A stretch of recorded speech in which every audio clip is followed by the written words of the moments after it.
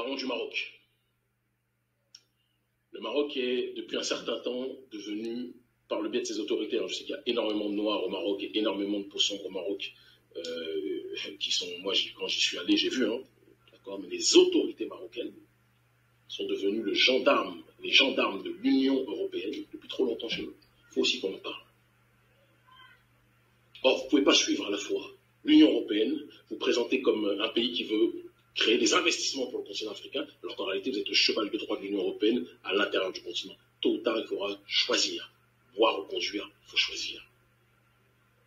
Il faut choisir. C'est l'un ou c'est l'autre. Dans le même temps, vous êtes les meilleurs amis d'Israël. Moi, je ne comprends pas trop. Entité coloniale qui persécute vos semblables. Ça, à la limite, vous faites ce que vous voulez. Hein. Si vous pensez que c'est bon. Moi, je trouve pas ça très normal. Mais bon. Vous êtes la petite amie d'Israël. Vous êtes le gendarme, le chien de garde de l'Union européenne. Le gouvernement marocain, il va falloir vous regarder dans une glace aussi. Il faut vous regarder dans une glace. Donc nous appelons, je le dis très clairement, au boycott de la compagnie Royal Air Maroc. Tant que le gouvernement marocain continuera d'être la prostituée politique, je le dis et je le répète, ce n'est pas une insulte, la prostituée politique de l'Union européenne, il faudra que nous autres soyons dans une dynamique de boycott. Les autorités marocaines ne peuvent pas venir nous dire qu'elles développent le continent africain, qu'elles sont là pour des projets, etc., et dans le même temps faire le gendarme de l'Union européenne.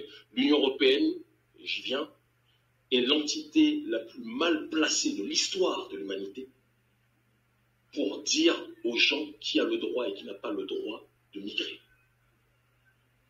Donc moi je dis que tant que le royaume chérifien continuera de se comporter comme le chien de garde des Européens sur les questions migratoires et autres, il faut appeler au boycott. Boycott de Royal Air Maroc. Clairement et simplement, je l'affirme. Et à partir de maintenant, ceux qui prendront Royal Air Maroc en disant « Ouais, mais ils font des bons prix », faites ce que vous voulez. C'est de votre responsabilité. Les autorités marocaines vont comprendre la colère africaine quand on va taper dans leur portefeuille. Et croyez-moi que Royal Air Maroc rapporte beaucoup d'argent au gouvernement marocain. Beaucoup. Donc c'est à chacun de voir. C'est à chacun de voir.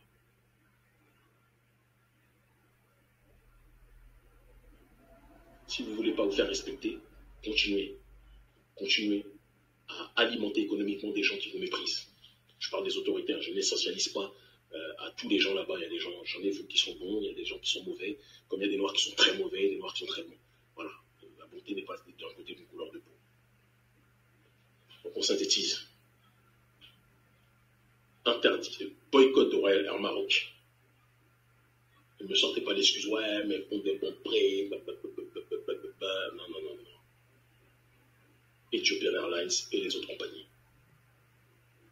Faites l'effort. Boycott Royal Air Maroc.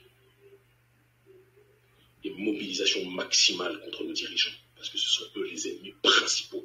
Quand je dis nos dirigeants, je ne parle pas des dirigeants patriotes.